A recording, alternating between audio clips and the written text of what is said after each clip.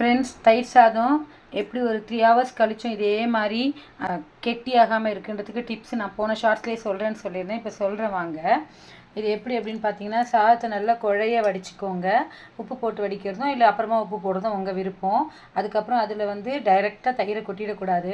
அதில் பாலை விட்டு நல்லா கலந்து விட்டுக்கணும். பாலை விட்டு கலந்து விட்ட பிறகு அதிலே பச்சையாகவே கொத்தமல்லி, கறிவேப்பிலை, பச்சை மிளகாய், இஞ்சி இதெல்லாம் போட்டுட்டு கடுகு, உளுந்தம்பருப்பு, கடலைப்பருப்பை தாளித்து கொட்டிக்கோங்க. உங்களுக்கு பிடிக்கும்னா முந்திரி பருப்பு தாளித்து கொட்டிக்கலாம்.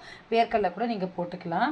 அதுக்கப்புறம் இதில் தயிர் ஒரு 2 ஸ்பூன் விட்டால் போகிறோம். நல்லா கலந்துட்டு வெண்ணெய் 1 டீஸ்பூன் விடுங்க.